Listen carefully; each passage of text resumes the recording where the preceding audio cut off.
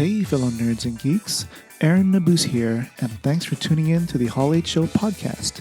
Our mission is to put the spotlight on some of the most amazing pop culture and comic book artists, writers, and other creatives that we have had the good fortune of coming across online, at an event, or at a convention.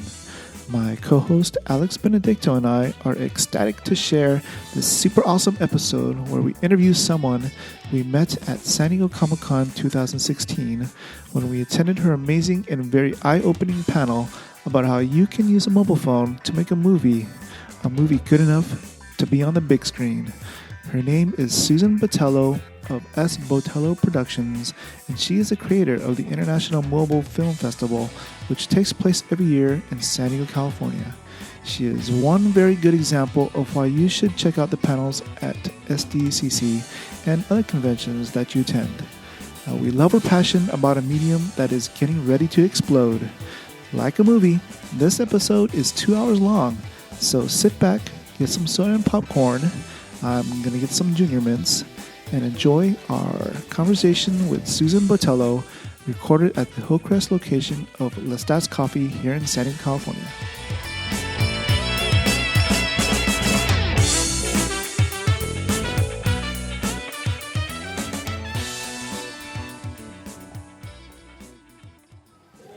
All right, thank you for tuning in to the Hall H Show. On this episode, we are joined by Susan Botello at the Hillcrest location of Lestat's Coffee here in San Diego, California. Susan is a person behind the International Mobile Film Festival and the Mobile Film School here in San Diego. She really opened our eyes at this year's San Diego Comic-Con when she moderated a panel about making movies on your mobile phone. Which certainly gave us a lot of ideas. Her LinkedIn bio states that she is an innovator in the film industry, connecting mobile technology, education, business, and the red carpet to the phone in your pocket. Thank you for being on the show, Susan. Wow, that was a real tongue twister, wasn't it? Thank you for having me, by the way. Awesome. We're glad you're here. We'll talk about the International Mobile Film School and Film Festival and the Mobile Film School a little bit later. But first, I wanted to, talk to you about where you grew up. How were you at 13 years old? What were you into when you were younger? What was I into? I was into a lot of things. I grew up, my mom is from Spain, my dad was in the military, so here in America. So I grew up spending a lot of time in airplanes, airports, things like that. But we traveled, and I lived, first part of my life, I lived in Spain. And then the second part of my youth, I should say, I lived between San Diego, Italy, and then back to San Diego. San Diego is actually by choice where I live because okay. I just really love it here. Yeah, me and Alex are both Navy brats, so we can relate. Yeah. Well, when I was at 13, I guess I started kind of getting a little geeky. I started, tape recorders, cassette recorders, and things like that. I started playing with those. I actually would hold down the record button, the Walkman types. Mm-hmm. I would hold down the recorder with the rubber band, the button, and I would slide it under somebody's bed or something in the house and just record whatever they said and things like that. And then with my friends, we did little shows. Things like that. I got my first. I moved so many times. I lost so much stuff. But I was very big on cameras also when I was little. And my father he worked in communications, and he also did, writing. He was like an editor and a photographer for one of the magazines, travel magazines, for the military there. And so I always saw him with a big zoom lenses and a heavy-duty camera. And the cool thing was that he used to get up on all these weird different places, and he wasn't shy or scared to do all these things just to get the right angle. And so I really picked up on that, and I wanted a camera because I wanted to see what he was seeing through his eyes. I couldn't handle that. Not like today where you give your phone to your baby, but at that time he wasn't about to hand me his, professional camera. So I did that a lot too, and I love taking photos. And then one thing led to another. From photo you go to video. Right. Yeah. What was your first camera that you remember? The first camera that I had for making my own things when I was a teenager, I think it was like 19 or something, and it was a big Panasonic VHS camera. VHS. I still might have that somewhere, actually, yeah. But, and I recorded the family and all their events. My mom sang flamenco here in San Diego. And so I would record her and her friends, the dancers, and they would kind of like hire me to do their little videos. And it was called, it's like tape to tape and live editing and things like that. I didn't have, Final Cut Pro and a Mac or any of that stuff. So, yeah. So what was Spain like when you were a kid? Spain was awesome. I mean, I wish it was right here, like across the border. I wish that was Spain, Go over there, have some tapas, and things like that. People are very open and social there, and I really enjoyed that a lot. We went there every summer when I was a kid. And so, yeah, it was great. I have no idea right now. I haven't been there in a few years. So that's definitely a spot that I want to go to. Yeah? Oh, nice. Let's see. Sevilla. That's where my mom is from. They have good food there. The only thing, it gets super, super hot and then humid in the summer. So everybody gets that 3-month vacation and they go to the coast. Okay. And that's where we lived because my father was a scuba diver. So we always grew up around the beach. Yeah, my cousin was stationed in Rota. Yeah, they got the best beach. I used to hang out there. We used to go there every summer when I was a teenager, and we'd stay in a little house. We'd walk over to the, what was it called? It was called, it's the rib. Forgot what you call the rib in Spanish. Just because I'm in a podcast I've never been in. This is my first podcast, so I'm a little... We're the lucky ones. Yeah, no, I don't know. I hope so. I've heard, I watch a lot of Anthony Bourdain shows. And, of what? Anthony Bourdain. His shows, and I remember there's part where he goes to in the Basque region in Spain. Yeah. And so that's one part where I really want to go to. Yeah, and there's so many different places in Spain that you can go to. I like all the castles. One of my best friends in Chipiona, which is just about an hour, if even that long away from Rota, where we lived for a long time too. Her father and her parents actually were like remember The Shining? They were the caretakers of the lighthouse. Crazy. So we used to go there and just run up do the whole stairway, wound about all the way upstairs, with permission, of course. They want to scare the ships away. So you said you haven't been to Spain in a while? Yeah, it's been a while. I think I was last there in 2006, so it's been quite a while. It's been like 10 years. So what were you into when you were younger? You said you started exploring your geeky side. Yeah, that's because I really liked cameras and things like that. The tape recorders, the radios, and things like that. I wasn't like taking them apart, but I was playing with them to make use out of them. Kind of like I think that also helps me with like the phone. When I first got the phone, it's like, what else can I use the phone for? I mean, other than taking photos. Remember when we had the pagers for texting? I used to sell those. Yeah. Well, I was one of those first people that used to do the wording, like texting. Alphanumeric. Yeah. Type the hello and you turn it upside down and things like that. I really just tinkered a lot with the things. The other thing that kind of made me geeky, now the comic books that I used to get, we used to get some at the Navy Exchange, right? Yeah. But I used to go to the kiosk every day. My grandmother, who practically raised me, she would give me some money every day, and I could do whatever I wanted with it. But I'd go around the corner to the kiosk and buy a comic book.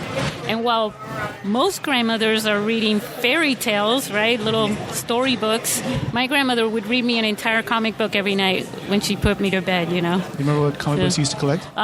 They're called tebeos, and there's like different characters, Sipi, Sape, Mortadelo y Filemón. different kinds. They're hilarious, though. Oh. You know, they really are. They're very random, crazy. Just their front cover photos. You can see like some guy walking down the street, and there's a mouse there beating up some other animal or something, stealing cheese, and there's another one hanging out with a suitcase on the other side. They're just like very different style of cartoons. When my cousins come here and visit, I always like, bring me a tebeo, you know. Yeah, I used to really collect those a lot. Yeah. Cool. Any other comics that you used to collect? You know what? Actually, the Japanese cartoons. Okay, the animated manga. My first. Can't believe I'm saying this to the world here through your podcast, but my first real crush. Was Speed Racer. Right. The cartoon. Yeah. Yep. That was my first crush. That's pretty out there, right? That's cool. I can dig it. I was just a little girl. Yeah, I love that show. Yeah. In Spain, when I was a kid, it wasn't like it is now. It wasn't so open. So they had just a couple of channels for television. Television, movies, and all that stuff is a bigger deal in other countries. You know, it's like the connection, which is why I like the whole theme of storytelling, because that's what connects them to America. You know, they have only a dream of ever coming over here, but the most real connection to another part of the world is through movies and stories. And what a great thing that you can put them in moving pictures, you know, connecting the audio with the video, the visuals, and really deliver the stories. It's different than reading, I think, because in reading let me know if I'm going on, you know.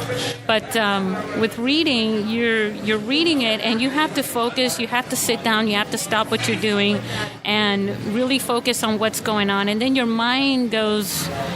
You know, your imagination goes. It's not taken up by the visual, right? Outside of reading to understand what is being said there. With television, it's like you're grabbed and pulled right into somebody else's world. You know, like we were talking about that show Sliders. Yeah. It's like zoom, here we go. It's a different dimension. Anything goes, right?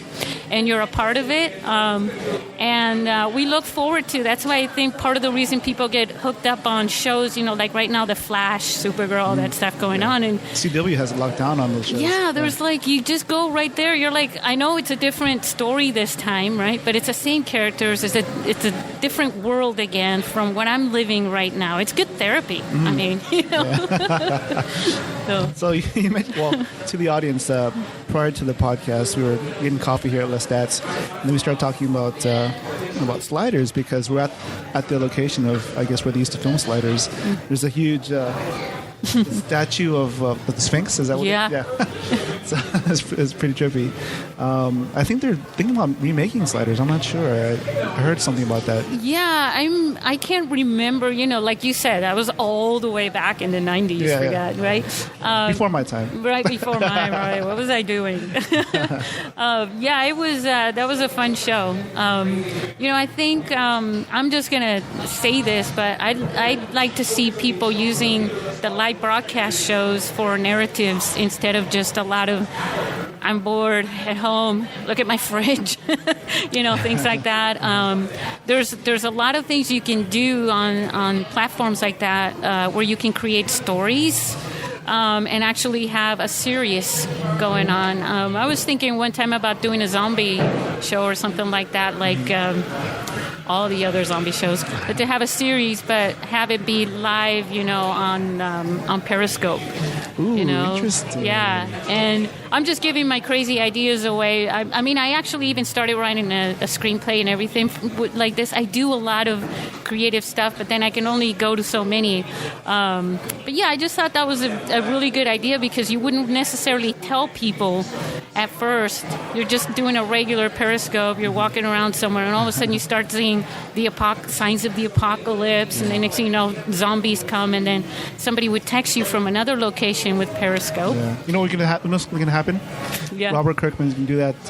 It's like Orson Welles' War of the World, right? Yeah. Do you know how in Fear the Walking Dead they have those little in-between shows on the airplane and stuff? Yeah, like that? yeah. So I think I'm going to take that and use your Periscope idea. Yeah. I think it'd be really cool to see something like that, and I haven't seen anyone do it yet. You know, I've been thinking about doing something like that for a couple of years now, but That's an interesting idea. I'd love to see that. At least a year. So we talked about comic books and what other TV shows were you into? The what? What other TV shows were you into? I was really into that. I also like the Tintin, those big books. They didn't really have a TV show for that. I loved all the TV shows on. When I first came here, from Spain with the limited TV, What year was pretty that? much that was in the like late 70s or something like that, and I was just glued to anything on TV, anything. I was just like boom, boom, boom, just hitting all the channels and things like that. When you're a kid, you soak everything like a sponge. Yeah, it's just like it was like learning. It was like educational, right? You're immersed in American pop Cultural, culture. Yeah. exactly, education. But yeah, my mom would come. You're still watching that? You're still watching TV?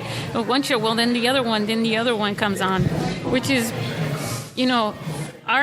the next generation. The little kids right now are growing up with no TV. Their TV is right here. Exactly. As a matter of fact, if there was a Mobile phone. kid here, it would be playing on watching videos or Right, whatever. right. But yeah, I think it's really neat because on television, you would come home from work or school or whatever, and it would tell you, go, let's see what's on. Now the difference is you get to see what's on, and you have a million choices. You know what I mean? It's more like, what do I want to watch instead of what are they playing? Right. And it's affected the way how companies and TV stations market to you now. Yeah. It's definitely, and we're like so spoiled now. It's like, what? I don't get this. It's 3 whole seconds have gone by. Right. I don't get it. I'm moving on. Exactly. I guess we can move on to, talking about how you got into movies. I'm a graphic designer and I love it. Oh, awesome. For me, I think the thing that planted the graphic design seed in my head was when I watched The West Side Story back in junior high. Sure, I love the music and, of course, Natalie Wood. But it was the beginning and end title credits by Saul Bass that I guess I was attracted to and awe of. And I guess as a kid, I didn't really know graphic design, but that's what planted graphic design in my head. And so each time I see West Side Story, I have to watch the beginning and end title credits. Wow, that's pretty cool. Yeah, so, is there a pivotal moment in your life, maybe even a movie that helped inspire you to pursue, a career in movie making? I've just always had a huge imagination. I think traveling also helped doing that. Like, for example, we did a lot of road trips within these places that we would move to. And, my sister and I would sit in the back car. We're, like, bored. Oh, okay. But before every trip, my parents would buy me a book. Actually, a set of books. And when I was really little, I was going to Spanish schools in Spain. And so I was reading Gulliver Verne's and, Gulliver Verne's. Jules Verne's, Gulliver's Travels. Verne's, right. The travels and the 2,000 Leagues Under the Sea right. and all that stuff. And then I would kind of like wake up from the book and look outside the window in the car, and I was like, hey, Michelle, let's pretend we're in another planet and we're in this vehicle doing Lost in Space or something cool like that. It was a lot of fun doing, going inside my head to go out, which is kind of a weird terminology, I suppose. To go out, you have to go in, right? Right. And looking out, I would stare out the window for hours just imagining movies and things like that. So when I was little growing up, the TV sets, people, if you're only going to watch a couple TV shows a week and most of them are like news, people don't care about having nice TVs. So they were pretty crappy little TVs there for when you really need it type thing, like a clock nowadays in your living room. And the shows weren't that great, but I would look out the window and go, God, it'd be so cool if you could put everything the way that you see it into the TV set and things like that. And there were a lot of movies that, like those, a lot of sci-fi movies. Scary movies. I really got into scary movies when I was a teenager, once I got over my fear of scary movies. What was the scary movie that you got into? My first scary movie I think I saw was The Shining. Oh, okay. Yeah, and it was scary. I think for me it was like Halloween, the first one. Halloween? Oh, yeah. Those are all scary. But see, I had to go from The Shining to Halloween. I couldn't just watch Halloween. There was one that I saw on HBO. I stayed home all night by myself, and there was a show. It was about I don't think it was called The Children, but I could be wrong. But it was about a busload of kids that was taken over by this mist. And I remember their fingernails turned black, and then they turned kind of zombie-ish, and they would attack their parents and everybody. Scary. It was great. It was just so scary. And I turned off all the lights. I scared myself silly on purpose. But then after that, I was really over it. Yeah, no, she wasn't even home. Oh, okay. It was great. It was just fantastic. But yeah, The Shining, I would say, is just... and I actually read the book after I saw the movie, which I'm sure a lot of people do. It was hard. Outside of sitting in the car, when you're stuck in the car, it was hard for me to sit down and read a book, But I love the whole idea of, like I said, recording and things, and then leaving this world, to go into another and, things like that. So imagination, storytelling. I really liked writing a lot, and then I kind of wanted to put the writing into, you see it already when you're writing it. So I wanted to put that into a movie and things like that. But I didn't know you could do that. I just thought people were like just magically born knowing how to do that. Like guys working on cars, It was like, I guess people they're just born doing that. Right. It wasn't until I was in college where I was actually going to be a paralegal, and the counselor was like, no, everybody calls me Susie. And they were saying, Susie, I see you more artistic. And I'm like, I know, but, this will make me a good living and blah, blah, blah. And he says, I want to show you to a friend of mine. I want to introduce you to her. Maybe you can work with her, work for her. And I was like, okay. What do they do? Well, they do DVD production, like video production. So I saw automatically a factory, and I was going to be wrapping DVDs in cellophane on an assembly line. I was like, really? You don't think I'd be better off being a paralegal than that? So what happened? I got a job there, and I guess it's like video working, production. It's like working in a restaurant. You got to wash dishes first. Right. I was kind of forced. I mean, he must have asked me like 5 times. Come on. I was like, all right, I'll go. But when I was introduced, the name of the person there, her name was Ashley Gardner, and everybody knew her in San Diego with video production and stuff like that. I still am in touch with her. Shout out, right? So she said to me, what do you want to do? It was the ideal person to go to when you're not really sure or even know what you're getting into. And I like to write, and she was like, here, do some grant writing. I'm sitting in front of like 4 boxes of paperwork, and I had headaches from reading it and stuff. I'm like, I think you really have to be something special for that, But what are those guys doing in that other room, in the production room? I see them coming out with cameras and stuff like that. I used to run a big VHS camera, And so she said, yeah, you want to give it a shot? And she says, here's another box. Here's this project from UCSD. I remember the name, Connected Communities. And she says, if you can figure this out, you can do the next video project and write the screenplay for, well, it's really a script. It's like a different kind of a script for audio and video. And I was like, okay, yeah, I'll do it. So she says, what is the story? I'm like, well, so they do this, and they go out to the community, and they help kids and these programs, and then, it's great for the students. She was like, oh, wow, okay, yeah, you can do it, So how much time passed between you doing the shrink wrapping stuff and actually writing scripts? Nothing. She just let me go. Let me at it. Go ahead and give it a shot. And I was like looking at old scripts there in the production room. How do you guys do these script things, Oh, we have 2 columns, the audio and the video part. And then, there's B-roll, which is... So I really kind of started getting the concept of that. Sorry about that, snapping. The concept of that so fast.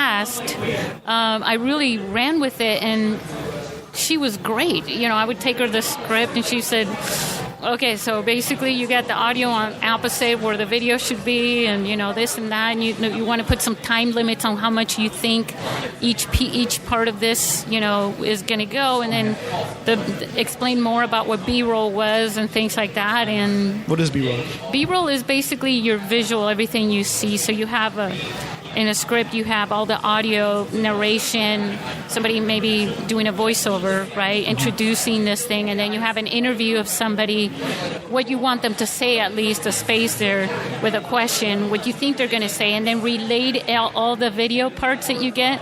So like on the news, they're doing an interview and everything, and then the guy with the camera or the girl with the camera will go out and they'll videotape different things pertaining to the story and the content. So like playing the background. The audio. Yeah, kind of like that, and giving you a visual, because you don't have to say something if you can show it. You don't have to go into detail about things, and you can emphasize something with the video. Like making coffee, where you hear all the stats right now. Insert B-roll of guy making coffee at the machine. Okay. So you don't have to say more, and you don't even have to say how good it is. People can practically smell it through if you do close-ups and all kinds of cool things. Yeah. Cool. So after you started writing scripts, what else? When did you start actually doing? Yeah, that project. She had me go out, and she used that project to test you, help me. Yeah, and I would go out and learn the ropes through this. Okay. During that project, I literally had to go to one of the schools out in La Jolla. I forgot which one it was. It was like a religious school, Bishop, I think it's called. And the guy he was like an intern. He was supposed to come out and help me shoot it. He couldn't show up. He had a problem, and I was like, oh, whatever. I threw the camera and the tripod and all the gear in the trunk of my car. I went out there. I knew this kid was going to be there, and so I shot the whole thing by myself. Put the thing on the tripod. I asked some kids if they wouldn't mind holding the reflector, for him to fill in, the shades, the dark spots and things like that. And yeah, it was so much fun. And so when I got back, I shot B-roll. When I got back to the office, I was looking at him. I was like, hey, I can't believe I did it. I've seen all these other samples from what other people do. And I really fell in love with it. And I literally dropped my major, said, I'm not going to be a paralegal. Mm-hmm. And so I changed it to, I was at Cuyamaca College. Mm-hmm. So I went to Grossmont College and signed up for the media communications major. And then I loved it ever since. Cool. So I was working and learning at the same time. Nice. Nothing like real experience. Yeah, and I was meant to do that.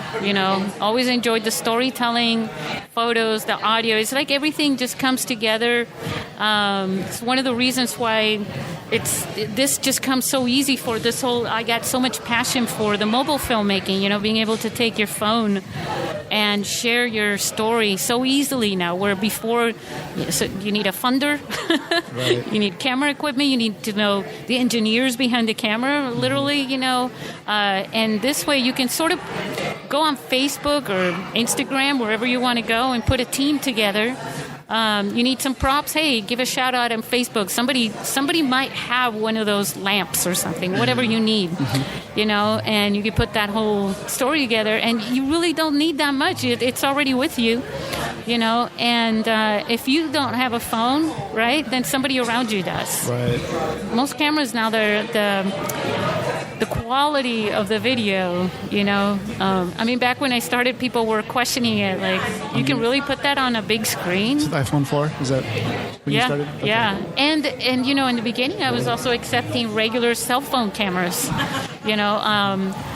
Anything. It doesn't matter what it is, whether it's HD or not. I just really wanted people to shoot it horizontally, because otherwise it looks like you're looking through the crack of the door type of a thing. But yeah, you just feel like you're missing out because that's how we perceive things this way. And so it makes the whole difference, right? If you think about like a professional video that you're going to put on a big screen or something like that, if that's your goal, and you never know where that may end up. I'm really selling it, aren't I? You don't have to sell it. We're sold already. Yeah, right. But yeah, I really like that concept, and it's just funny because the communications part, with video, and I had all these, and I would just, something would come up and it felt right, and I just jump right into it. I had no problem with that, and at some points I felt like I was a little lost. I also did graphics for a while, and so you're just sitting behind a computer for too long, though. Yeah. That's the only thing. It's like, yeah. And then, you create a big piece of art, right? Even if it's just a logo. And then someone comes over and says, no. You're like, Of course, ultimately, you want to develop your own stuff. Yeah. Well, it's okay. I mean, I also enjoyed, my SBP, Botello Productions, started in 2006, before all this was even possible. And I really, sharing somebody else's stories, that's also a lot of fun. Mm-hmm. Just putting something with, with the video production company, they have stories from their, from community members and things like that, whatever it is that they're shooting and promoting, and events and things like that. And the camera people go out and then they bring everything back in, and you're supposed to edit this thing into a story. So you're literally just, it's like a puzzle, Mm-hmm. Oh, well, this'll say it. From whatever you have, you get to share that story. And then when the client likes it, it's like, hey, I did it right. They got it, Right. So.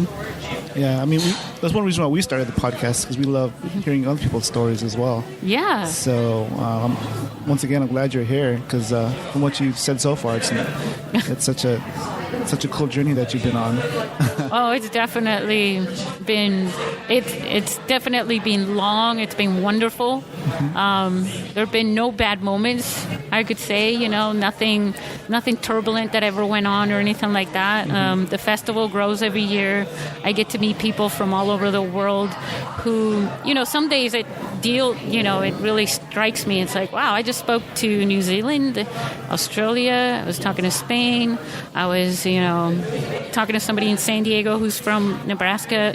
Ooh, it's like you're all over the world and you don't even have to go far. Plus, San Diego's a beautiful place to have a venue and to invite people from all over the world to come here. Mm-hmm. Unless it's financially, tough, or they've got another job thing going on, they're totally committed, or getting married or something like that. I mean, it's like, yeah, I'd love to be there, So yeah, I was doing some research before the podcast, and just a little article I guess you wrote in LinkedIn.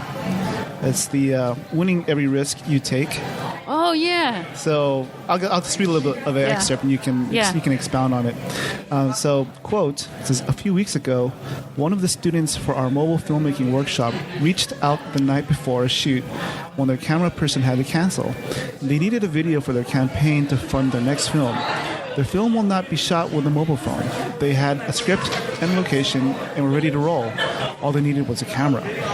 Before attending our mobile filmmaking workshop, they were not aware that you can make films and videos like professionals using their smartphones.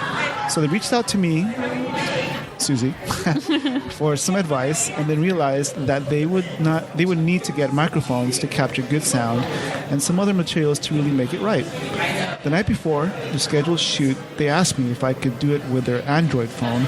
I did not hesitate to accept the challenge. So can you tell us a little bit more about that experience? It was amazing, because I came home from work. It was really late, and they had come to our workshop. They didn't really know what this was about. They just found me and thought, hey, how cool is this? The girl that I did this with was in our testimonial video for the film school. Okay. And so it was just hilarious. We're finally talking. It's probably close to midnight.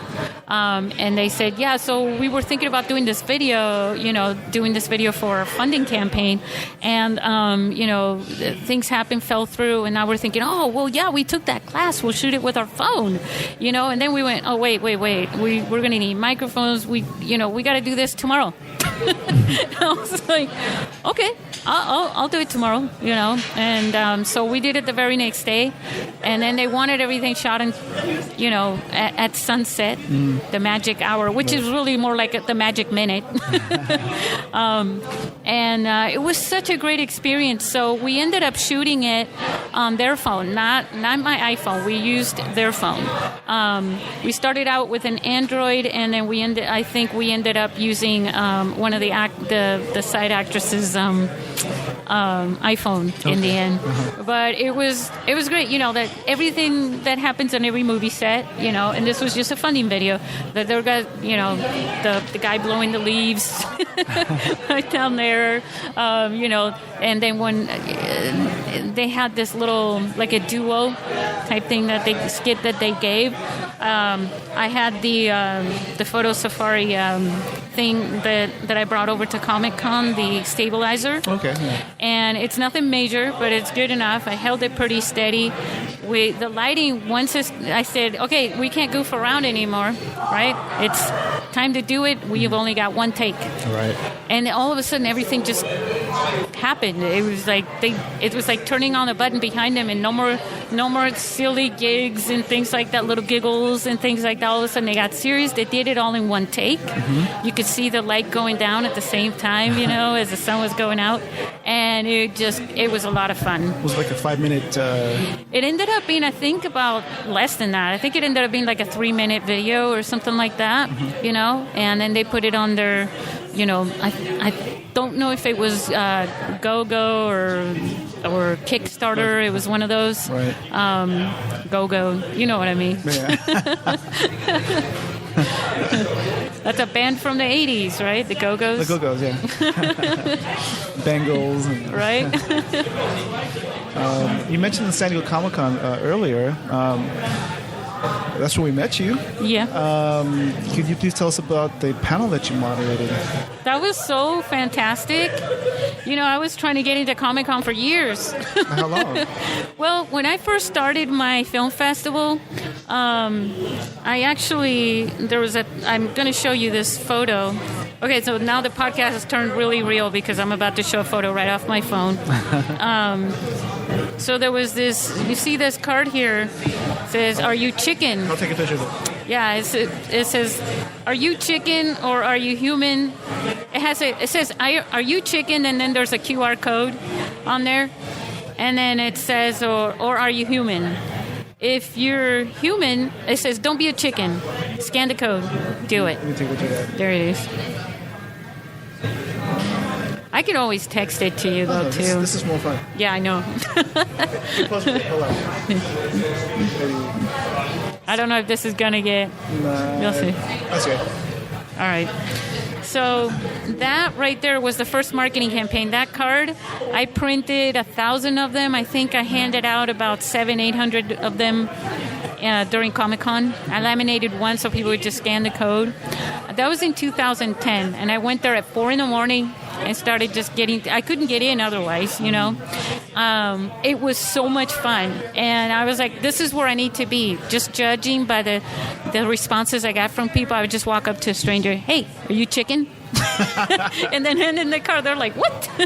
Yeah, did you take video of that? No, okay. It was just me by myself, all my cards, and just it was pretty, it was risky too because I didn't know how strict they were, security or something. They were gonna. I was like, I'm just outside messing around with people waiting in line and things like that, You said this was 2010. 2010, okay. Yeah. So, and then after that, I think my last, what happened was that, so I couldn't get in every year after that. And then this last year I gave up on it. And then I got the email. Really? Yeah. Wow. So I see how that happens. So I got the email and asked to do that panel for mobile filmmaking. And it was fantastic. And then that way I also brought in one of our friends from IndiePhone. He's the founder of IndiePhone, which is like an online film. They also do teach, how to do this. And the guy is actually a filmmaker himself. And he's done I think he's done with production now with a feature film that all shot, edited, the audio all with iPhones, And so I brought him over, he came out from LA, and then there was Rick, his name is Luis Juarez. Is he the one that was filming? So Luis is the one that ended up, first he took some photos and then he got up there on the panel with me. Okay. And he was also talking. But Rick Narvaez was the one that was filming. He's from our team. I met him right before my film festival in 2015 on Stage 32. I met him there, and I just asked him, hey, come on over. If you're in San Diego, you got to come on over. Right. And he's been a friend ever since, and he's been helping out a lot with the film festival, the workshops that I've done and things like that. So Comic-Con, the panel was so much fun. It was very fast. Mm-hmm. This is definitely cool because I don't have somebody flashing a card behind me. You have 5, 4, 3. Yeah, it was crazy. But there were more people there than what I'm used to, at the same time. It didn't affect me really, though. I actually like, I think, talking to people. I like talking to people on the streets and things like that. That may be the Spanish part of me, that social side, where you just talk to random people. It doesn't matter, just connect. But talking to a big group of people like that, unless you do it, you don't really know. I was in another presentation. I forgot where up north, and I talked to a bunch of people in the room, and I literally drove myself nervous the night, a few days before. I was studying up how to do public speaking and all this stuff, and I was like, I took that in high school, I took that stuff in college, what are you worried about? So I said, forget it. I'll just talk, and answer questions, and that actually worked. During Comic-Con, we were following a little PowerPoint that I made as well. And I wanted to make sure that I hit off on certain topics because it was so timed. Right. But that was a great experience. And I went there, I was at Comic-Con every single day. Like it was... I have no idea. It was just an epic thing for me. Besides your panel, what other things at Comic-Con did you find interesting? I do have friends that do the comics, the cosplay 3D movie that was done a couple years ago. They produced and they do 360 virtual reality video and stuff like that here in San Diego. And I've been friends with them for many years. And so it just so happened they were scheduled right next door to us. Okay. So I didn't get to see that one, but I knew I wanted to. I was like, we need the clone app. But yeah, the other ones that I saw was I did not want to miss the Supernatural panel. I walked, I think it was like 4 miles for that. Oh, wow. Yeah, from where I parked to where I ended up. And I made it in the line. There was so much stress. It was such an adventure. Guess how many miles I walked all 5 days? Oh, all 5 days. I walked like 12 or something like that, I think. Maybe even more. I think I did like 32 miles. Yeah. I kept walking. I walk a lot, too. And especially when I'm talking on the phone and things like that.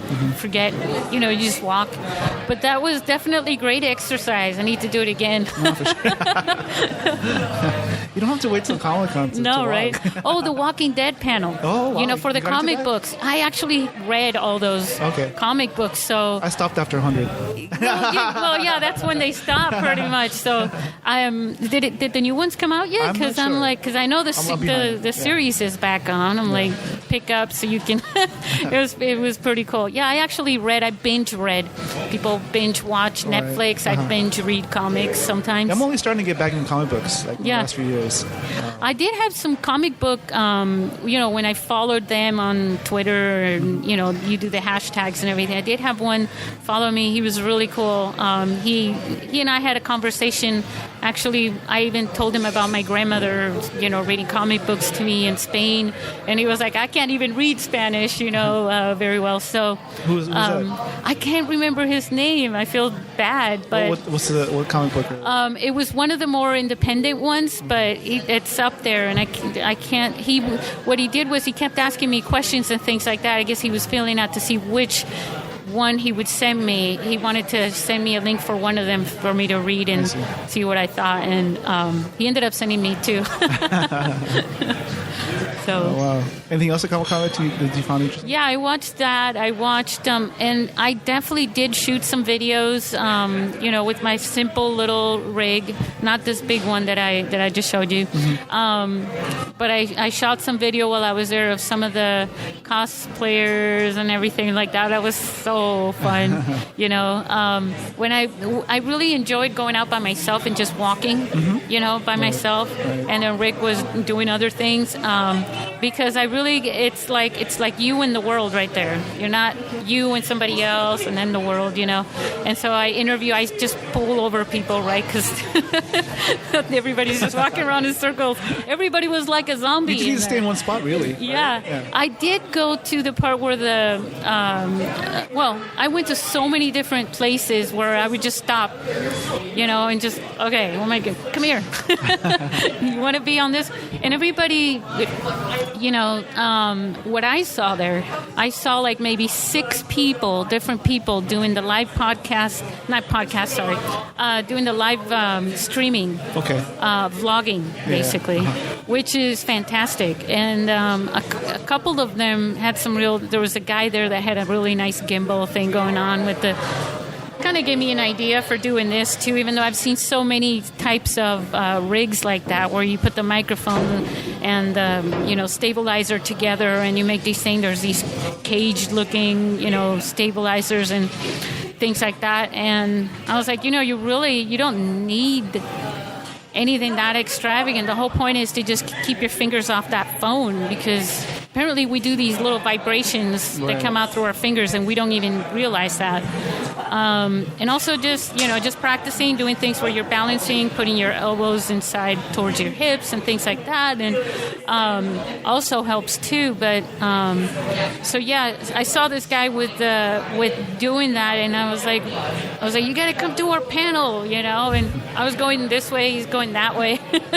Oh yeah, when? What time? What hall? It was great. It was great. It's kind of cool. I mean, everything's sort of spread out at Comic-Con, so you have to go to this place over here. Oh, that's what I say. It's great exercise, you know. Those stairs, too. Oh, yeah. Because the escalators would get packed. And then I was like, but there's no one on the stairs. I think I'll go over to the stairs, That's a good workout going up there.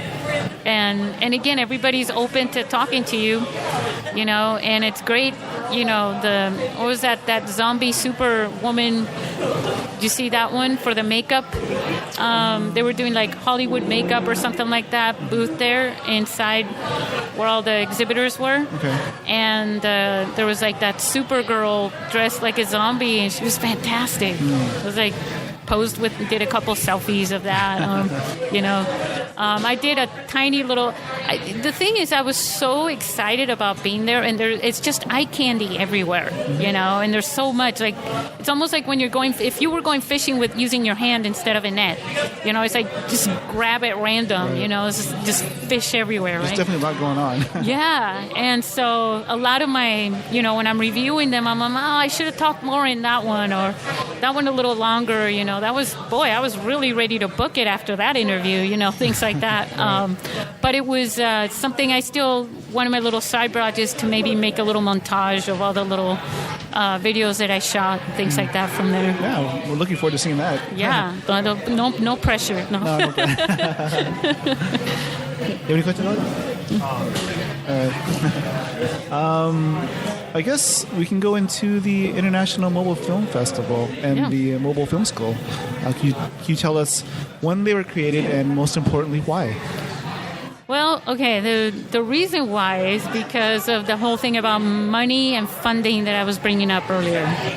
So you want to make a movie, the first thing comes to mind is like, oh, I don't have that kind of money, and you're thinking Steven Spielberg or George Lucas, and things like that. Well, they started out making things with no money when they were kids, basically experimenting and things like that with toys. There's all these things you can do with Legos now. But the whole point of when I was working in video production, we always got people coming saying, oh, I want to get into that. How do I get into that? And there were a couple of times when I was looking for work in video production going, it's so hard to get in anywhere, It's like, I really want to just give me a chance, I want to I'll just be a PA, a production assistant, anything. And it's such a attractive world to step into. You're going into the world of creating stories through imagination and things like that. Even in the news, they're doing that. I mean, they have to make choices and decisions while they're showing you things and recording, and you get to work with all these toys, these cameras and tripods, and you could say how to do that stuff, which most people don't, and things like that. When I got to work on a few film sets for movies, then I got to see people who really were dreaming. They had a screenplay in their back pocket, but they're doing this for, this part of the crew for a director, on a film set, and they got something really cool just sitting there. I'm like, why can't you do it? Well, I don't have a camera, it's like $20,000 or something to get a decent camera. I'm like, yeah, and then the next one comes out, right? So I started thinking when we got photos on the phones, next thing you know, it's going to be video. One thing leads to another. Right. And I really wanted to do something with that, but I knew it wasn't there yet. It wasn't there. I think it was 2005, 2006. And I was like, I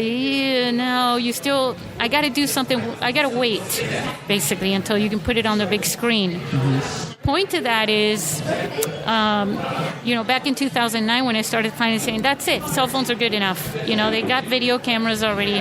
They're good enough to put on a big screen. I mean, we were doing stuff in our company for events and things like that where people were shooting in those HD cams that were like standing up on the side. Yeah. And you could see that on a pretty decent big screen, and it wasn't bad. It was good enough to show your skills, right?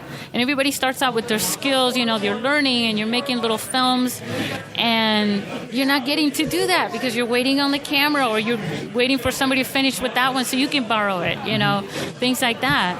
So I thought, what if, I just threw it out there, and then the more people that do this, the more that the manufacturers, there'll be a supply and demand thing, going on there. And I couldn't get a venue for it. It was really hard. I'm in San Diego. It was too costly, things like that. And so I waited. It was in 2012 when Grossmont College. I went back, to all the instructors, and I went as an alumni, and I said, what do you think about this idea? And they're like, sure. I was about to say, are you chicken? Yeah, right? I think the day before... William Sneed, he was like my liaison with the school who was helping with this. He says, so have you played any of these films? I think we got 8 or 9 our first year. And I was so proud though, and I was like, yeah, they're going to look great. And he's like, but can we see them? Have you played them? I'm like, no, but I'm sure they'll be fine. It's like, wow, great confidence, but let's check them out. So we plugged everything in, and we projected the films, and he was so impressed. The quality that you could still get when you're blowing them up on a bigger screen. And now you're talking 4K, so it's really no problem on that. But yeah, then I got the venue in 2012, and then, yay, we could show them on the big screen, roll out the red carpet, and respect. It's like these filmmakers are not a circus show because they're shooting with phones. These are real people with real skills, and some of them wouldn't even think about doing this, but because they've already got the camera and they're thinking this might be cool to do, they put a little film together. I think the time limit for the first film festival was between 1 and 3 minutes. 3 minutes, make a movie in 3 minutes. It's quite a challenge, But considering way, back then, the types of phones that we had, that was it was a challenge, where now you can make feature films with them. With the phones, but yeah, and every year we just kept doing this, and it grew. The first little workshop that we did during the film festival was from one of the filmmakers came out from Macedonia. Oh wow! Yeah, come all the way out from Macedonia for our first film festival, and he was. I guess that's really made it international, right? Yeah, it really was. And I'll be honest. Well, not that I've been lying all this time. The first people, when I reached out, the way that I threw it out there was anybody in the world. This is for everybody in the world, no matter what age you are. Submissions were free, so no one had to choose between a sandwich or food for the day. You know what I mean? And making their dream come true, having their film. I was picturing some poor little guy out in Afghanistan somewhere on top of a hill shooting his movie to me, or something like that. And no money exchange, nothing. Just a very simple concept of share your story from over there to over here, and we'll put it on the big screen. We're in San Diego, home of Comic-Con, Right. And so that was just such a neat thing that I got a lot of people that came to me once they found out about it. I was really naive with social media, though. Everything it was just very organic, and just share this, guys. Look at my old Facebook post. Hey guys, you spread the love, I thought you were gonna say MySpace or something. Right? There's actually an account there. But yeah, it was so cool to be able to reach out to people all over the world through the internet, and get some people. The very first film we got was Conrad Mess. That was in 2011. That's the one called The Fixer. It's more violent. It's got action. It's all special effects. He did it on Adobe After Effects for it, and no one believed that he shot that on an iPhone 4. Really? Yeah, it's all the kind of stuff. I remember I would walk down the street here in San Diego or walk into a coffee shop or something, and I was like, "You got a phone there? Did you know you can make a movie with that?" Nice. And they're like looking at me. This is back then. They're like, "What?" And I'm like, "Yeah, let me show you this." And I'd show them Conrad Mess's movie, The Fixer, and it's shot very cinematic sound. I mean, just the sound, everything was great, and the sound was really more of music and special effects sounds and things like that. He didn't actually record it, but all the visual stuff was fantastic. And so, it's very Comic-Con-ish in a way, but more for the adult people because it's not for little kids. Right. But that movie, I would just show it to people randomly on the street or wherever I would go, and they were like, "No way he shot that with the mobile phone." And I was like, "Yeah, an iPhone 4. No way. And I was like, wow, his YouTube had comments on there saying, "No way, dude." But yeah, he did. And now he shot, we gave him an award as the best global iPhone filmmaker, However, I probably screwed up the title there, but we gave him an award for that this year on our last film festival. But that's how everything just started. It was like, then I really started featuring him and things like that on the website to inspire more people to realize that you could go so far with that, regardless of the phone, you got a good story, and then you really pay attention to what you're doing, and you could do whatever you wanted, on that. And there's experimental films that we had always in there, documentaries, little things like that, and the film festival just kept growing. So from the initial 8 or 9 entries, how many entries do you get now? What? From the initial 8 or 9 entries? Yeah. The first year, how many entries do you get now? Okay, so last year we had over 138. Oh, wow. And we've already surpassed that this year.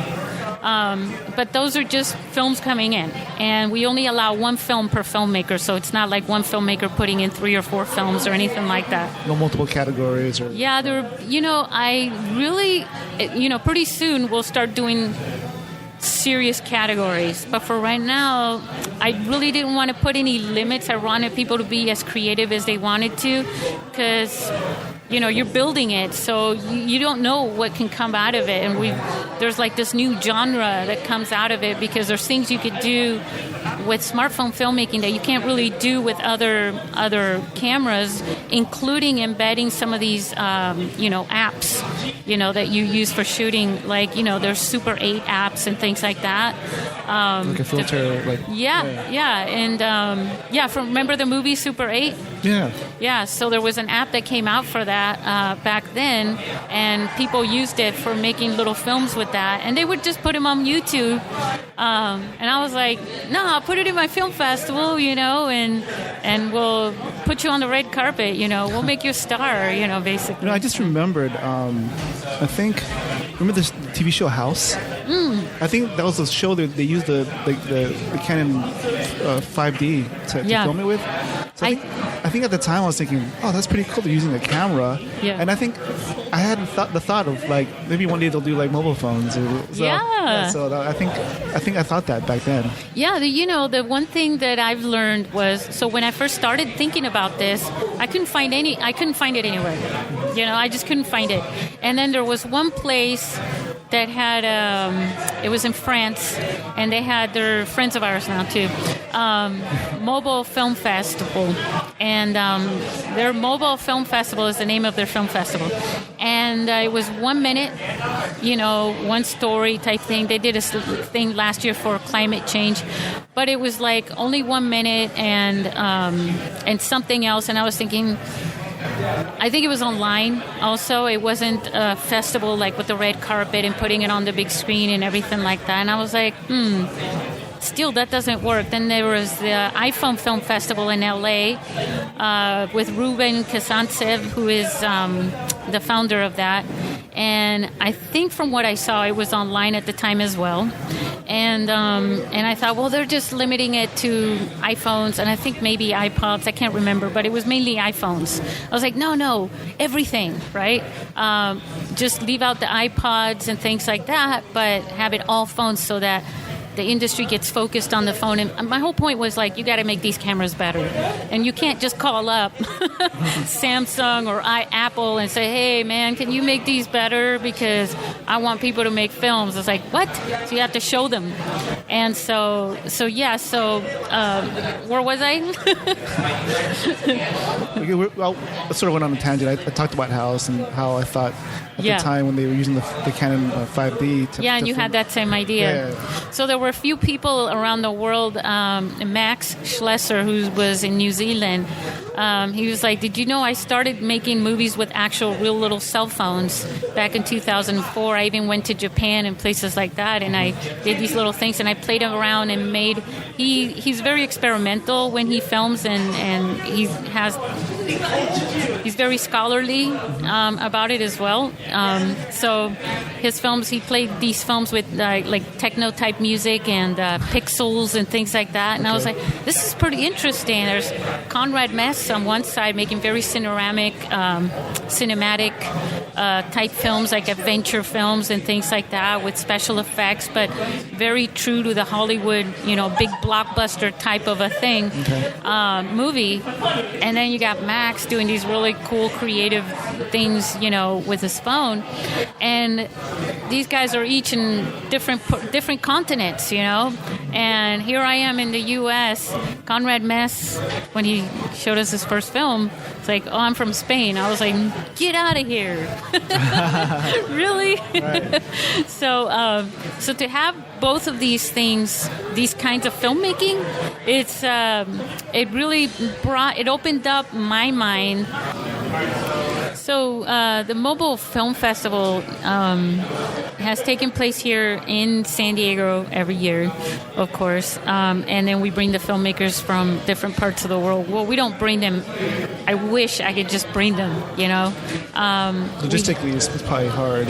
Yeah, it's a little hard. And, last year there was a girl that came out from Indonesia. Very cool story. She did a film with her children called Mama.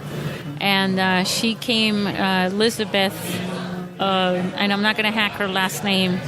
But anyway, she's on the website.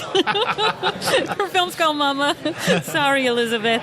But she came out from, I told her, your film, you made it, And she was like, oh my God, I want to go there and I want to bring my family and come to the film festival and everything. And so she really tried, but she did a Kickstarter campaign and she was trying to get enough money to bring her whole family and everything. The airplane, the price of a Mac is an airplane ticket. Think about it like that. So it's and money is just, and things like that are not easy, in some of these countries. And hey, for some people even here, tell somebody they got to go to France, they're like, yeah, just because I live in San Diego doesn't mean I can afford it, But she did a campaign for it, and there was a company that actually sprung the rest. They sprung for most of the cost of everything. So she came out to San Diego, on the red carpet and everything like that, and she just shot this little film, on her iPhone. That's an incredible story. Yeah, and she was part of the Q&A and everything, and it's just, that's the first film festival I had. There was a mom from San Diego, from North County, I think Poway, and she came out with her 2 kids, and she did that one little video, for people who want to go to the website and look for it. It's called, or our YouTube channel, it's called Wow Mom, and that was in 2013. She came out, in 2012. She came out to the film festival and then just thing on the red carpet, with her kids and things like that. I thought that was awesome. It's like, oh my God, this is so awesome. You get to see whole family on the red carpet, Is it always at the same venue? Is the festival always at the same venue? It's always in San Diego. And the thing that we do is, because we're in San Diego and because my goal is for it's an international mobile film festival, which is like all the mobile film festivals and international, like I've been inviting them and sharing the session, a separate session, our partners basically, which collaborate together. So Macedonia's film festival, they share a few films with us from their winners, and then I chose, a couple of them, and I played, presented them on the big screen. We get permission from the filmmakers with them and stuff like that, and we invite them. If you can come to San Diego, you can come and and share in all the fun network. Meet other filmmakers that have shot it with mobile phones. And this last year, the film festival from Australia, they're SF3 on Instagram. They're called the Smartphone Flick Fest. Yes. But they actually I selected this film that was about cystic fibrosis that a 19-year-old, I didn't realize this at the time, a 19-year-old shot it. And I said, yeah, this is the perfect kind of story you want to put. It was a little documentary to put on the big screen and share it all the way across the ocean. Why not? And it was good. And she was like, great. And so the girl actually came, and she was part of, she got to meet everybody. She was part of the Q&A. She was, doing the photos and everything, part of our film festival, really, on the red carpet and everything. It was a fantastic experience. It's been for me. I know what it's like for them, that whole red carpet thing for filmmakers. What do you do when you're finished with a film, No matter what you shot it with, and you're just looking for a film festival, you want to have the awards, the experience to be listed, to be a part of that, all the way through to the Academy Awards, and hopefully you get it distributed. But now distribution has changed a little bit, so it's just really neat to have all these filmmakers on my end to get to experience that, which is their goal, and to be able to create that platform for them using the mobile phones, because if you think about it, how many people around the world own a video camera versus how many people own a mobile phone? And so we're saying everybody then, right, has a mobile phone, then everybody can be a part of this.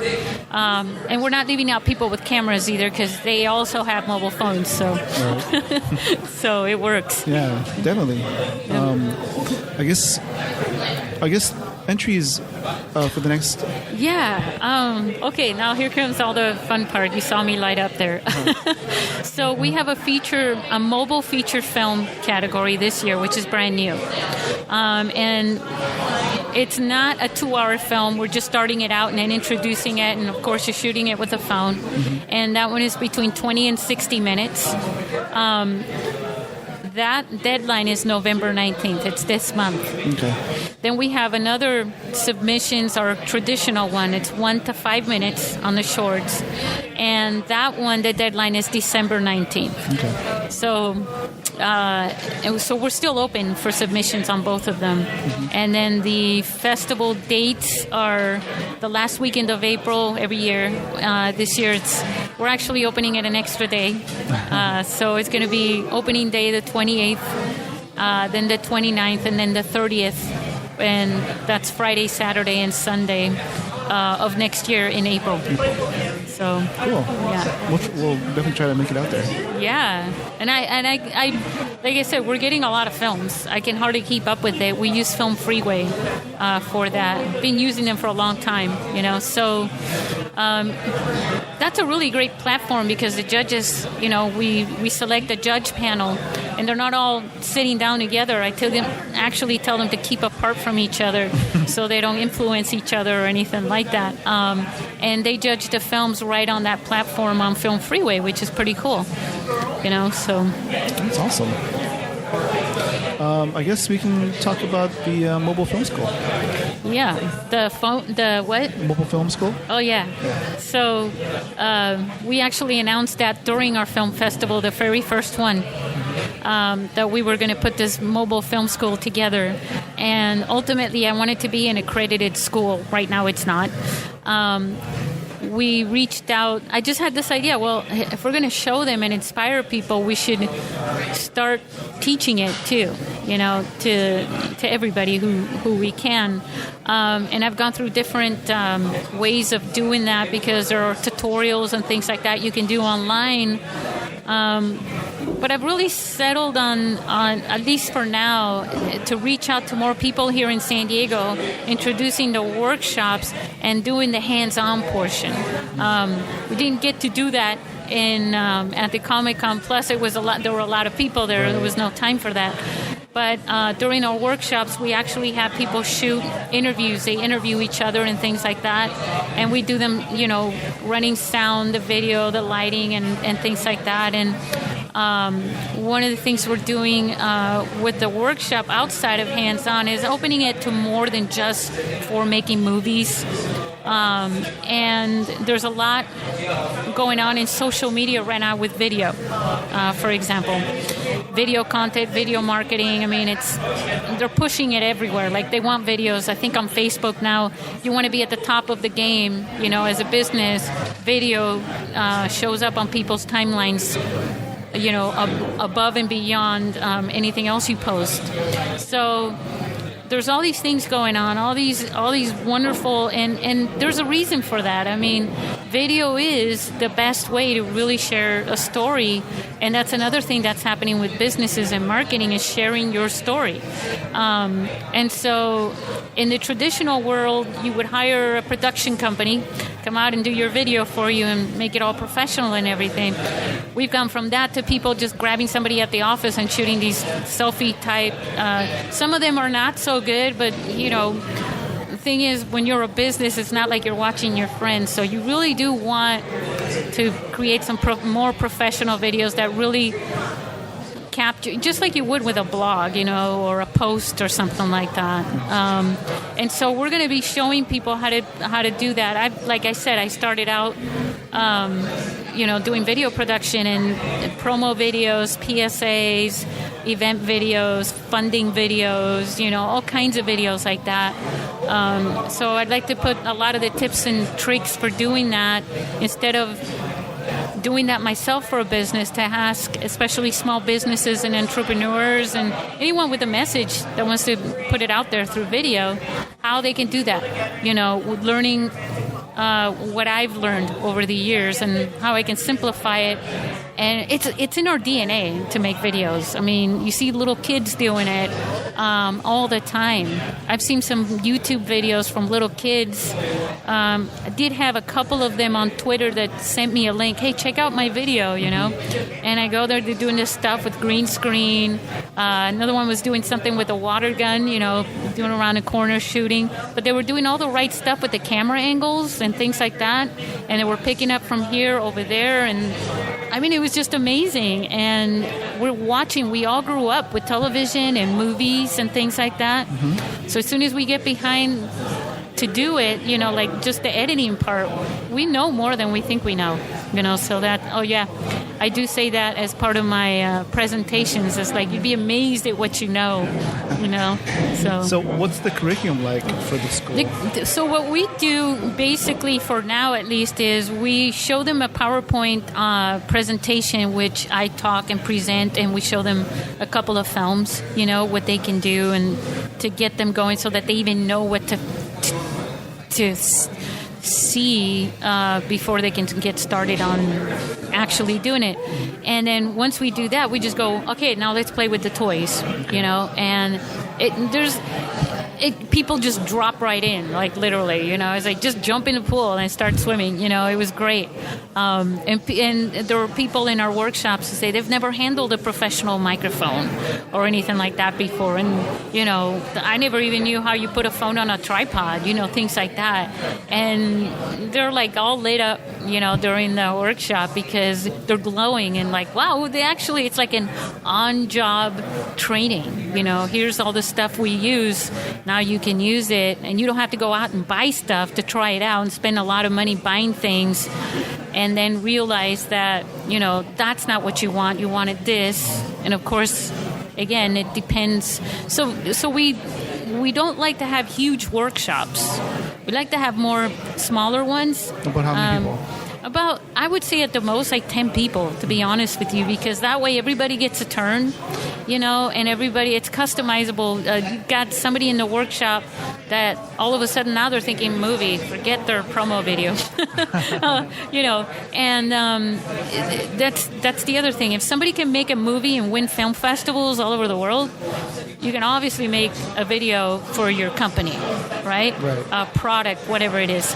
And so, you know, somebody else might have a music video planned out. Somebody might have nothing, you know. So to give them all these ideas and choices, you know, all the opportunities to think about and what they can do, then when they want to do it, they just have to start doing it.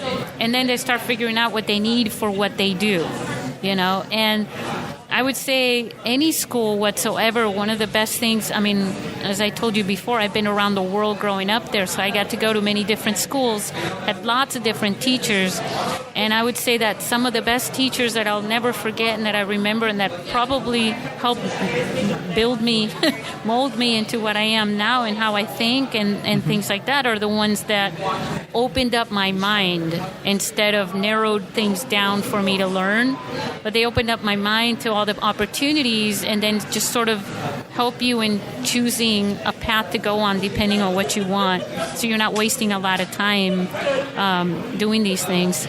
But I think... Who are some of these mentors that you mentioned? Who are some of the mentors that you remember that helped you along the way? Well, I would say, you know, again, my father was very much into photography and things like that. So he always... It was really neat to watch him, you know, like I said, doing all these, shooting photographs with all these different angles and being very creative. He was also an artist and things like that. Not having any artistic limitations, you know, being able to just do the art and the photographs. He also wrote books and things like that and wrote articles for that magazine. So that was part of, I would say, my first mentor in life, you know, like most of us is our parents, you know. And my mom with her flamenco, you know, singing and putting shows together. She choreographed some shows and things like that. Must have been a sight. It was like, you know, it's a very unique family, you know, composition there. And my father was the audiophile, hooking up the PAs and the microphones and all that stuff during it. But that my world, I would say the first mentors that I've had were my own parents, and then teachers. One of my first teachers in nun school was not a nun. She was like this hippie guitar playing teacher who I just loved. I remember going, "Can I take summer class with her?" You know, she's teaching class at her little patio in her yard. I want to go to that just because.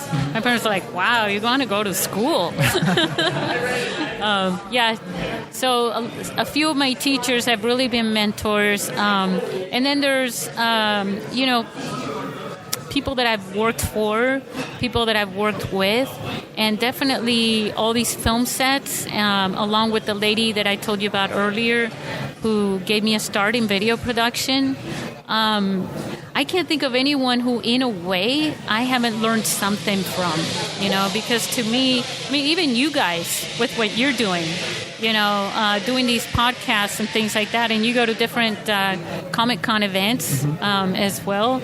I mean, that takes a lot of work, and that takes passion on top of that. And I think that would be the ideal mentor, someone who's passionate, about what they're doing, and then you really should take advantage of that when you encounter people like that, to really see and pay attention to how they're doing things.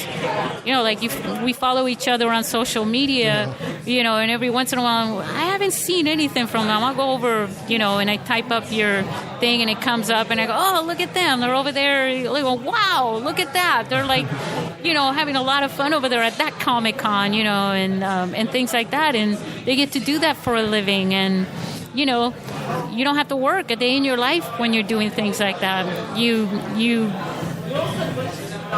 That to me is a mentor, somebody who does their work through passion. And I really believe that now, because the happiest people I've ever seen in the world is not about what they do on their regular job per se.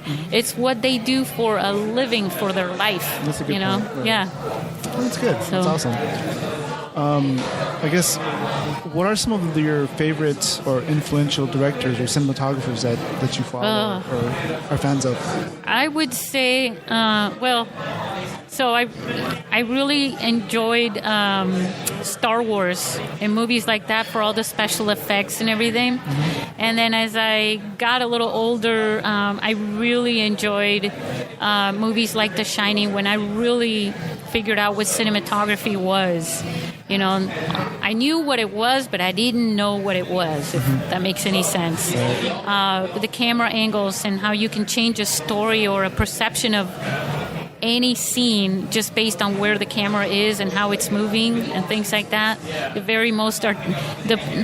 Then there are very simple movies. I can't even come up with a name right now, but they're very simple movies and documentaries that come out that I just get sucked right into them, But yeah, I would say, I'm not going to lie. All these action films when I was a kid were just like on the big screen and everything. It's like, wow, look at that, But there are also the really good stories that are told. I remember when The Sixth Sense came out, that kind of style of making films was also very, very cool. By the way, one of the feature films this year, they just submitted their entry a couple days ago. Okay. And I was really impressed. It's very well done, very well made. The actress and the other actors were really good. The actress, the protagonist of that story, was fantastic. That's another thing that's really important. A lot of people sometimes are thinking about the phone, right? And the camera and all this other stuff, and they forget who carries your story are the actors, and they did such a superb job. And the reason why I brought that up right after talking about The Sixth Sense is because it's that kind of a story where at first you're going, what happened here? And it keeps you captivated and interested throughout the story. And then it starts showing you the clues, but then that's not the end. Like The Sixth Sense, like, oh, I got to figure it out. Okay, that's the end. Right. It's really well made, and the producer of that, I spoke with him on the phone. He's from here in San Diego. Well, he just moved here from Canada. Okay. So I'm just stoked because I can't wait to. This is the kind of stuff that really excites me. Is the movies. Right. That we get. So. That's awesome. Did I answer that question? Oh, for sure. Okay. I was just going through the... No, I'm just making sure, though. Are you familiar with a film called Tangerine? Yes. Okay. I guess my question is, many are familiar with the movie Tangerine. It was the first film shot on a mobile phone to screen, I guess, at Sundance. Are there any other mobile films that we should check out? Yeah. So you should definitely, it's not a 2-hour film, but they're longer mobile films. You should definitely check out Conrad Mess. Conrad Mess. He's the one that I told you about that we gave that award to, and I'm not kidding about that. He's won probably 140-something awards for his mobile films around the world in different festivals and competitions. And not all of the film festivals and competitions are based exclusive, I should say, to smartphones.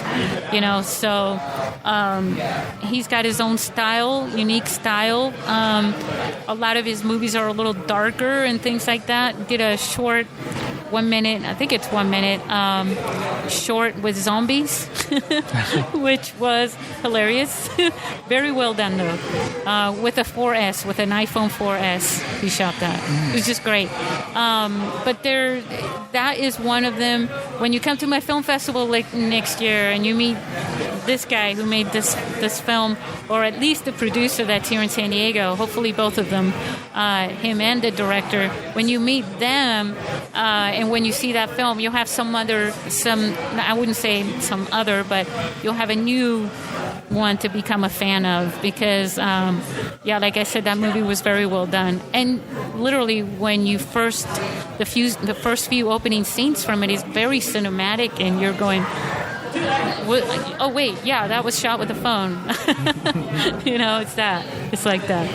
So, obviously, going to your workshop would be a good... Oh, you did mention Tangerine. Yes. Yeah. That movie is, that movie got distribution picked up by Magnolia Pictures and all that. And that brought a lot of people to realize that this actually was a possibility for independent filmmaking, because the movie, everybody loved the movie. They're on Netflix. I'm pretty sure they're still on Netflix if anybody wants to see that movie. That brought, like I said, attention from some of the media. That's how this magazine, the Movie Maker magazine, they ended up doing a feature story on smartphone filmmaking because of the attention and publicity that movie, Tangerine got. Okay. And a lot of the other filmmakers and film festivals, and including Luis Juarez, was interviewed for this because Luis Juarez is doing that feature film that I was telling you about earlier. Okay, cool. Obviously, going to your workshop would be a huge step for somebody trying to get started. Yeah. So if somebody can't make it to your workshop, how can they get started? We have another one. Well, I mean, versus actual physically going to it. Yeah, if they want to physically go to it, then I can do consultations, and we can see. I tell people, just get in touch with me. We'll make it happen. Because there's so many different ways of doing things. There's Skype, where you can do something like that. It's not the same thing. Another thing, hey, there are a lot of video tutorials out there that you can use. And some of them are done with people who are actual filmmakers and people who produce video, and they just started tinkering around with this stuff. And they're selling or promoting themselves through tutorials, on YouTube and things like that. So there's different ways, but the cool thing about this is the one-on-one. So no matter how you get that, you can do that. If you got to go there, it's the best way. But if you can't do that, then, I can work with maybe a group of people and do that. Like, let's say Comic-Con wanted to do it and do an actual workshop instead of a panel. Yeah. That's also something that can be done in somewhere else. Like I could go over here and do that for their organization or their company or their event or whatever and go to people. But there's different ways of doing this. The other thing that I like to do is write little articles and things like that on the blog, kind of like that. It just kind of gives people an idea, and then it provides a question like the one that you were talking about or that you read earlier about the funding video. Well, now I'm expecting someone will contact me and say, yeah, I didn't even think that I could do my funding video with my phone and and then make the money and then go get the big camera if that's how I want to do it. You know what I mean? And it could open up that possibility, the opportunity. They could contact me, and then, we could go from there. So, speaking about camera and equipment, for beginning for beginning filmmakers, what are some additional equipment and recommendations for like mic and lighting? There's the software part and the hardware stuff. Okay. The software stuff, I would say before you get into looking for an app, there's an app that comes with the phone and that is actually the camera, that coincides with the lens on the hardware and stuff like that for you to shoot. Mm-hmm. So I would say for people to do like any other filmmaker, just start shooting stuff. Cool thing about this is like you can use this anywhere. It's going to be with you. You're waiting for your mom, right? Say you're a teenager and you're waiting for your mom to get out of the grocery store. You're hanging out in the car, you got your iPod on, Hey, I wonder, just open up the camera and start shooting people. That sounds really bad. But get some shots of people, follow them with their shopping carts or whatever, follow some cars, do some, movements, things like that. You don't like that? Oh my God, that came out awful. Delete. Right. It's that simple. Mm-hmm. You can do editing and things like that on the phone, and you can post them on Facebook, post them on YouTube. I mean, you post everything else, and you get some feedback from it, and that's how you get started. Then you can worry about the apps and things like that. There are a couple of really good. I mean, there's more than a couple. I think Filmic Pro was one of the first. How do you say that again? Filmic Pro was one of the first to come out there with a really good app, and now they're available. At first it was just for iPhones, and now they're available. We were talking about Androids, so now they're available for Androids too. ProCam is another one. That one, that one's free. There's Filmmaker. There's all these different apps for shooting. But again, if your phone is loaded and you're running, it's going to use the memory of an app and things like that as well. I think going to get some people who want to shoot me in a different way for saying this, but as a professional or someone who's experienced, you hear about white balancing and things like that, and you're going, I need an app that does white balancing, but you'd be surprised that you might not, because this is not a professional camera who has that doesn't account for that. This is very consumer friendly. So unless you've got a lot of different things going on with lights and things like that, you might not even need white balancing in your app. So there's apps for filmmaking. There's apps for editing as well. Like I said, if you have an iPhone, iMovie is good. Splice is another one. I think that one's good for the iOS. And Klein, I think, is another, or KineMaster is another one for Androids. Let's say you want to get a second camera, get another iPhone. You can get a 4S, shoots 1080 HD, so you should always have a little bit of a backup for that. Mm-hmm. Accessories, oh my God, there's so much right now. So, if you have already, like microphones, XLR microphones, then you can go and get the iRig. And if your camera, one of your iPhones still has a jack, you can use that. The iRig has a gain control as well, so you can monitor your sound and through their app. But the other one, microphone that I got just the other day, that you have to get this cable that's called it's a Rode microphone, and you have to get a cable. You know, it has the 3.5 millimeter jack for it. Mm-hmm. So you'd think you would just plug it into your iPhone, you know, or your Android phone on the headphone jack. That doesn't work. So you need another little cable. They sell it. I think it's like $10. It's called the SC7. And it converts it for the smartphone. I see. Yeah, and it looks almost identical like the other one.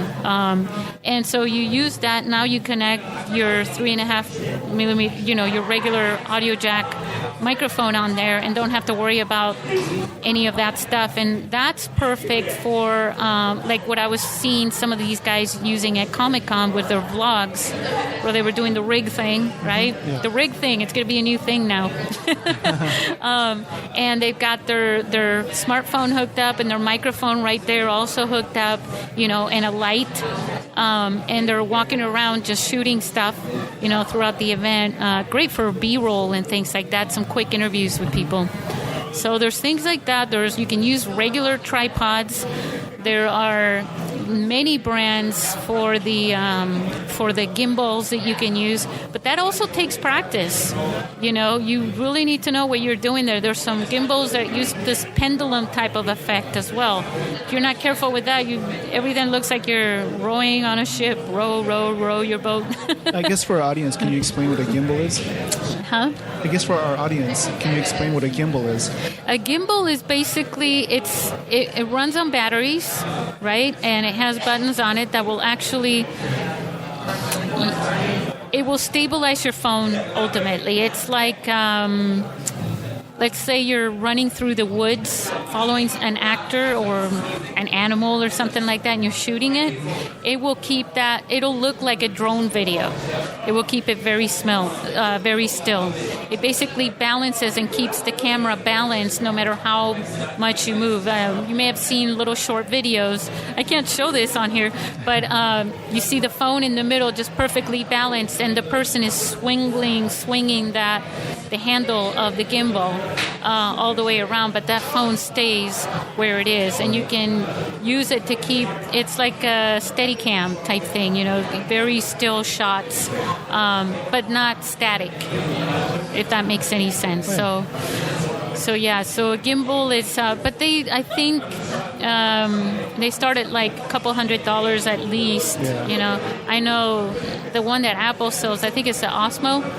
That one cost $300. By the way, I have to tell you, here in San Diego, there's a great place that I just found that has the gimbals, the microphones, the cables, and everything that you need for mobile filmmaking, and they're called George's Camera. Okay. So there's one here on 30th Street in North Park, and then there you've got another one over around the Claremont, Kearny Mesa area there. So cool. Yeah. We'll look them up. Yeah. Obviously, you are very passionate about making movies and storytelling. What other things are you passionate about? I would say imagination, innovation, literally, and that's a very broad word, but just taking things that are there and making them better and use them for different things in different ways. Kind of like the whole peanut butter and chocolate thing. But I love technology. I've always loved technology. The future, you know, looking towards the future and how cool. You've heard of the AR codes, the augmented reality. I can't wait for that to really explode. I think that's really neat. Also, the thing that's, you know, forget the flying cars now, they're just self-driving, but it's not the same thing. Sorry. All this stuff in the future and things like that, I'm very passionate about. I'm really passionate about what people can do, the whole positivity of that, instead of just seeing everything how it is now. Are you familiar with Ray Kurzweil? With what? Ray Kurzweil. He's like a futurist. No. Yeah, you should look him up. He's interesting. Yeah, I'd love to. Yeah. I'd love to. I like connecting things, you use this, like I was telling you when I was a kid, I used to do all these different things, and the first thing I would do when I got a toy is like, what could I do with this? Forget what it says you're supposed to use it for, what could I do with it? But I really love innovation. I love this, the way the world is right now, believe it or not. Forget all the sad stuff and violence and everything, but we're living through an evolution, in our time. Think about like 10 years ago, where would we be? Everybody, Facebook, Twitter, Instagram, the whole social media, Periscope. I love Periscope. I go on there to get my news sometimes because when events happen, there are people right there shooting it, and it's just live. I love that stuff. I love social media. I love people. The other thing I'm very passionate about is if somebody says they have a dream, it doesn't have to be a dream related to this. I find that it's like I get really inspired. Oh, you have a dream? Cool. What is it? Because a dream and a wish are two different things, And for somebody who's very mathematic about everything, they think, that when people are dreaming, having a dream is like a wish. But it's not realistic. You're going to get a Lamborghini by the time you're 10 years old. Yeah, that's not a dream. That's just a wish. Like, am I going to get to have donuts for lunch? That's a wish. But a dream is something that brings passion about you.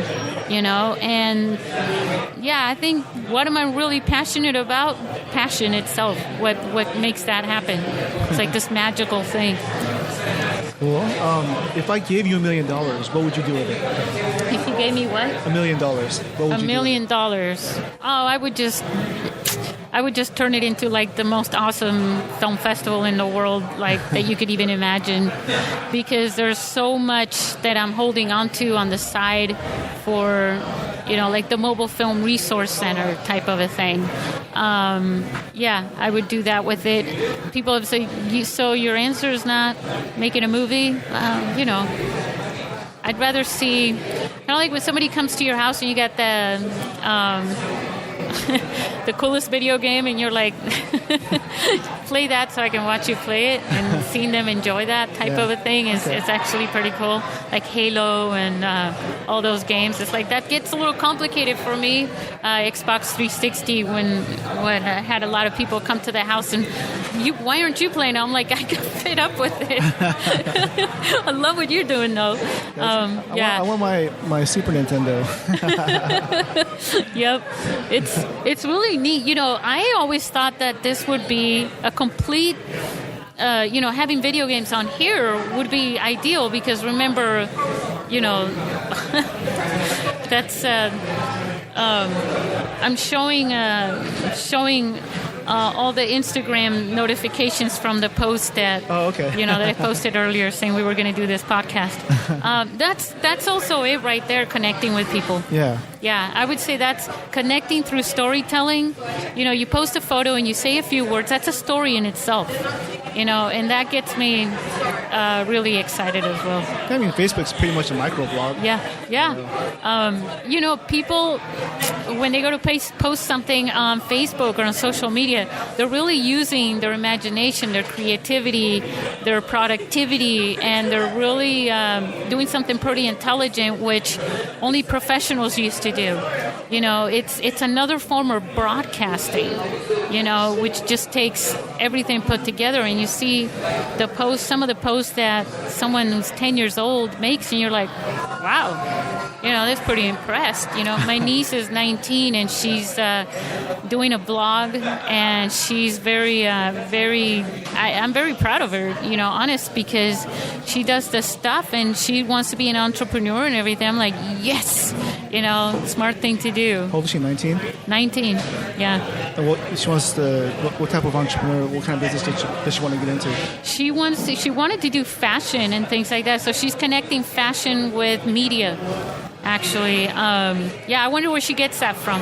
But no, she's very. I'm very impressed with her because she writes things and shares very artistic photographs and things like that. And she's very much her own person.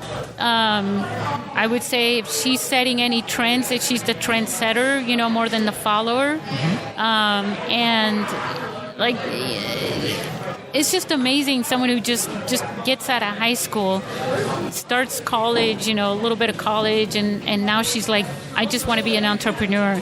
And I think she's not alone. I know there are a lot of kids like that right now that have it in them.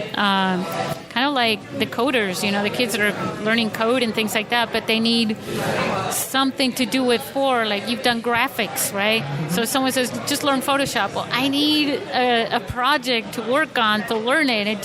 You don't just start messing with it to create something.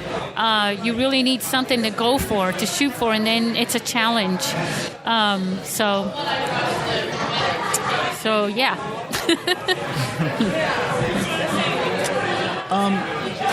Music does a lot to accentuate and give weight to key moments in a movie. Yeah. If a movie was made about your life, what kind of music would be on the soundtrack? Well, let's see. If we were going back to when I was 13 and 14 or 14 and 15, I would say we'd have to have AC/DC.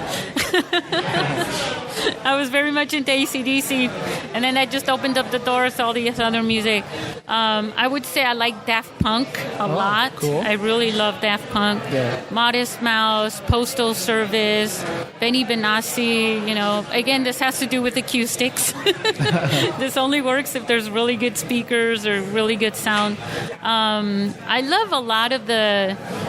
a lot of people that I know, they get stuck in their high school music. And I like, the newer stuff. I'm always looking for something new with music. So if there was a movie made about my life, it would have to probably use the music that is cool that I like from that time.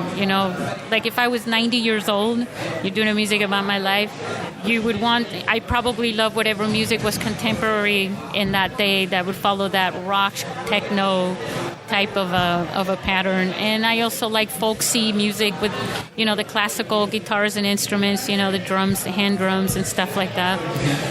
But if you're thinking about like a theme, that would be hard because my life, has been very sporadic in a lot of ways with all these different interests and things like that. Well, I guess it's sort of appropriate that your answer would be the music relevant to that time period. Yeah. Because whatever's going on at that time is more interesting than what already happened, I guess. If you could have dinner with anyone, dead or alive, who would it be and where would you eat? Okay, so if I could pick two, I would say Robin Williams and Heath Ledger. Okay. That'd be pretty cool to see them both in the same room, too, as the Joker and the real Joker. But I would definitely say Robin Williams. Heath Ledger, but Robin Williams was quite unique. His sense of humor and his connection with people, I would say definitely. And what we would eat, I have no idea. Anything would go. But if we're eating in San Diego, we're eating tacos. You have a favorite spot here in San Diego for tacos? Actually, right here in Hillcrest, I like Oscars. Oscars? Yeah. Is that seafood or? They're right here on University, going down further down the bridge here on Hillcrest on the right. Okay. So. Do you have a favorite Robin Williams movie? Huh? Do you have a favorite Robin Williams movie? My favorite's so loud in here. Do you have a favorite Robin Williams movie? The World According to Garp.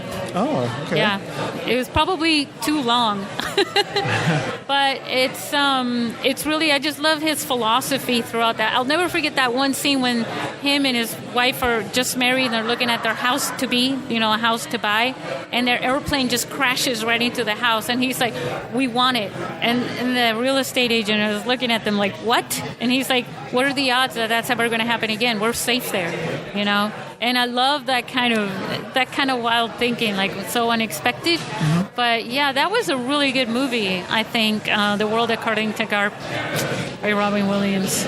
Yeah, I think There are too many, though. Yeah, there definitely is. I mean, Yeah. I'll stop and watch Dead Poet Society. Yeah, that was really good too. That's Ethan Hawke Yeah. movie, and he was also very philosophical and things like that in a lot of his movies. Actually, remember that one that they did where they're playing a lot of music throughout it, a lot of modern music and things like that, where he's like in love with. I'm just blowing it with the names. Winona Ryder is in it. Robin Williams? No, with Ethan Hawke. Oh. I forgot the name of the movie right now. Ethan Hawke and Winona. Too much tea. Oh, wait. It's a 90s movie. Yeah. Yeah. You know it too, right? Yeah, I remember.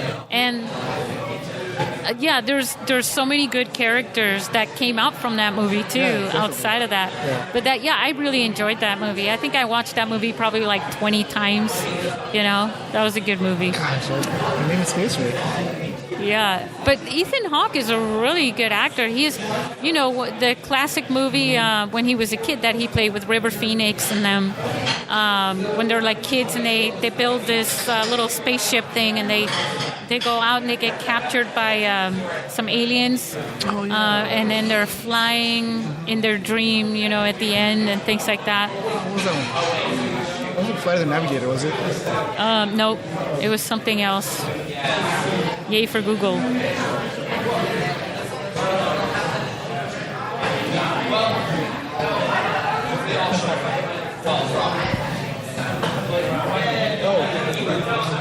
Reality Bites.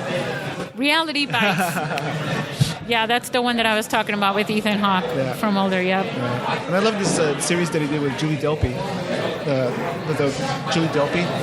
Yeah, I saw the first one. You know what happens?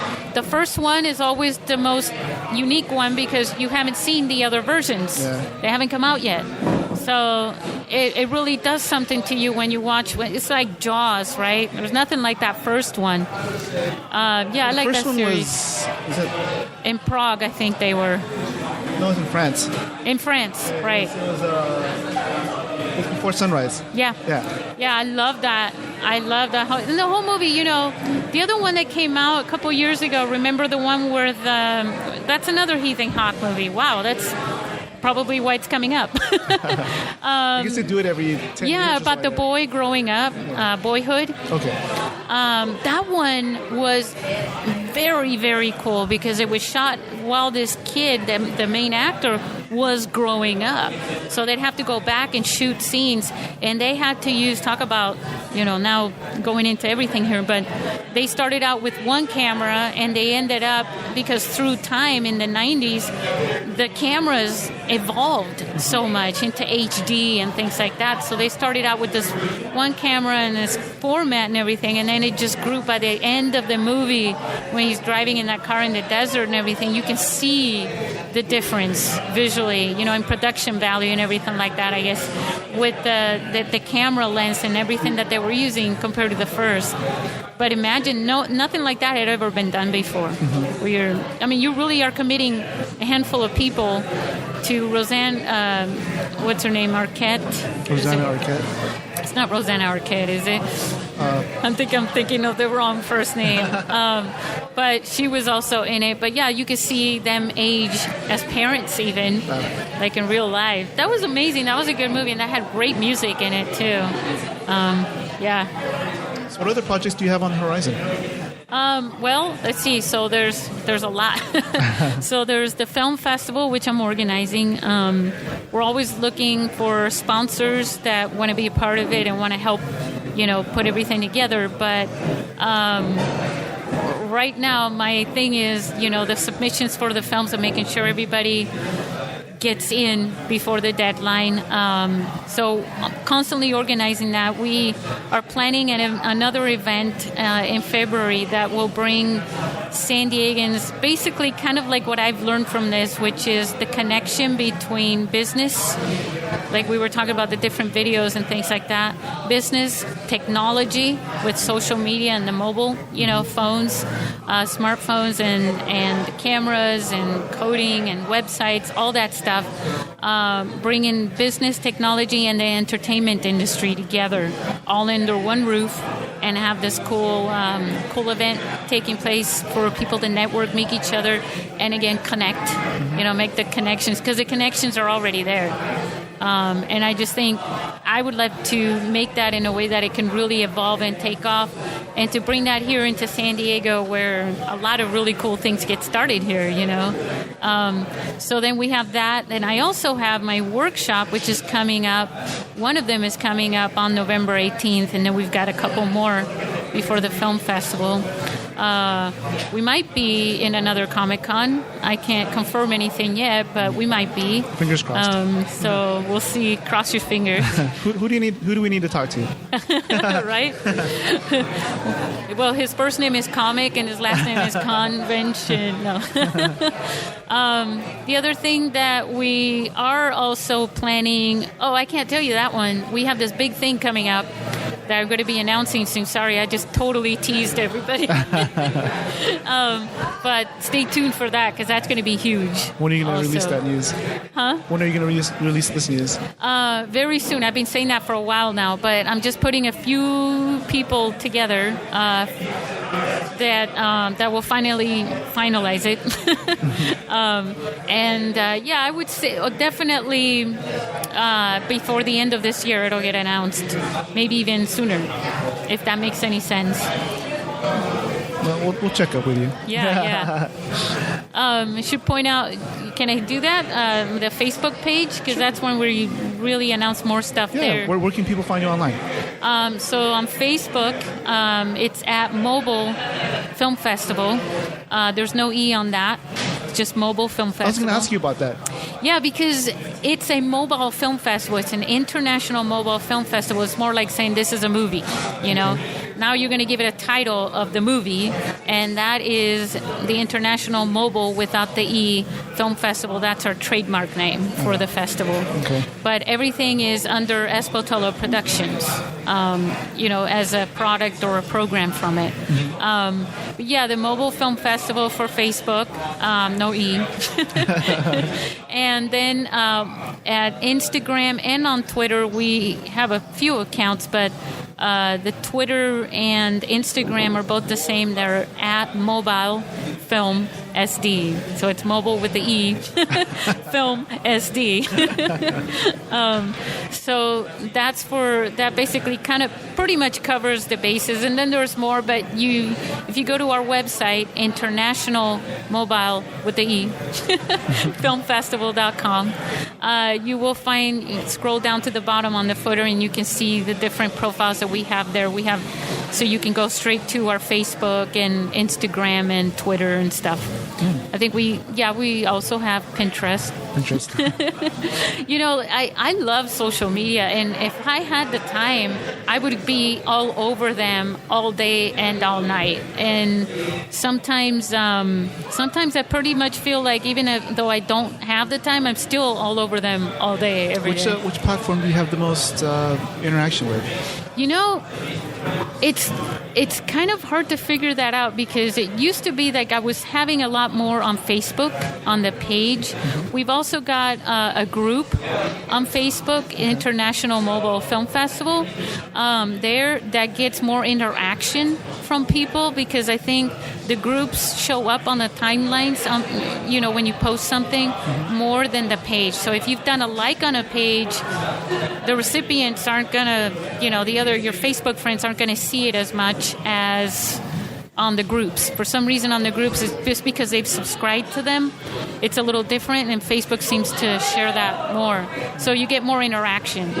A lot of times on the pages, you can't get your feelings hurt. Like, I just posted this really cool post and no one's liked it or anything. Oh, I see. Because a lot of people don't even see those, they've changed the algorithm a few times. They do, and they all do that. Twitter was closer. I got to see what my connections did more than now, where I have really sometimes have to go looking for them and say, what have you been up to? And Instagram started changing their algorithm as well, and it's tough. Is there anything that we missed that you'd like our audience to know about? Yeah, where's your movie? That's a good question. Deadline coming up. Let's go. No, I think the only last thing that I would like to tell people is that if you have, through apps, mobile phones and everything, there are more people in the world now that I don't have to say this, but everyone believes in magic compared to before. Before when I would bring up that you can do something like this on the phone or that you can do anything like that, people would be like, yeah, right. Nowadays, you say you can do this on the phone, even if it's like the biggest lie in the world. Did you know that you can make pancakes on a phone and smell them? Yeah, you know what? I'm sure there's an app for that. I believe it. And so if you have a dream and you believe it, let me put it to you this way. I don't really believe that you find a dream. I believe your life has a path, and you're on this path, and you're in charge of that path. But I think the dream finds you through that path. Everything that connects, and then the dream finds you, and then it's up to you to keep that dream alive. It depends on you. It becomes dependent on you. The dream, if you think about it like a little animal or something, like it would die without you. I guess visually, I'm thinking about like surfing a wave. Yeah. Like the wave is like your dream. Yeah. And obviously you have your own decisions that you can make while you're on that wave. Yeah, and you can be riding on the edge of that wave and keeping it really interesting. Yeah, you're right. It's just like that. That's how life is. It's not really like a path, like beaten down path or anything like that. But yeah. Riding the wave. I like that. Well, I guess I'll end this podcast with a little statement on your About Me bio. It says, quote, "There is a passion for improving the world around me and making dreams come true. I love filmmaking, and filmmakers are very special people, and they make magic every day. They do this through storytelling. My attractions are to awe, awesome, and awesomeness." Thank you for making this podcast extra awesome. Thank you. I'm making it super awesome, as well. Thank you. Thank you. All right, and we got to do this again. Yeah, definitely. All righty. You just call me. I'm always down for that chai latte. For sure. We'll go to another list, that's right. I actually know. I'd love to come to some of the things that you do as well, and be a part of that. Just to be there and see how you guys work, because you're kind of. You were talking about mentors before, and people like you are, I really enjoy. So I appreciate it. Yeah. It would have been cool if we had you and maybe some of your crew at San Diego Comic-Con. We had our first ever artist meet and greet. So we invited some of the artists that we follow on social media, and we had a little get together at a local restaurant in downtown. Nice. Ocean Pacific Grill. And some fans came. We posted some of their artwork on the walls, and it was pretty cool. Yeah. So it would have been cool if we would have filmed the occasion as well. Yeah, we can. And, I've got this rig now that we can play with, the toys. Awesome. And also, like I said, there's this new genre with mobile filmmaking, so some of those artists may want to create some real visual experimental films that we can also put on the wall. Cool. Awesome. All right. We'll probably talk about that in a future date. Thank you. Thank you. Thank you once again for tuning in to the Hall H Show. Have a suggestion for a guest? Then let us know through social media by using the hashtag HallHShow. We would love to hear from you. Also, don't forget to visit Artist Alley whenever you're at a convention. Peace, cheers, and artists assemble. See you next time.